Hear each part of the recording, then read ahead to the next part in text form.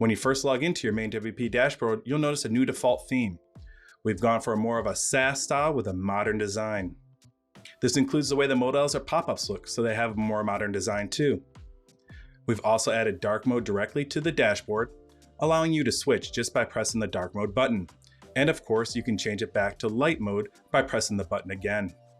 Also, while on the overview page, you'll notice the new Non-MainWP Changes widget. This widget was inspired by a discussion on the WP Builds podcast, and what it does is it tracks changes made to your child sites that were not made through your dashboard. So if someone makes a change directly through the WP admin, it's going to show up here so you know it has happened. And before you go, if you like this video, be sure to like it. And if you want to be notified when we release new videos, be sure to subscribe. Thanks for watching, and I'll see you in the next video.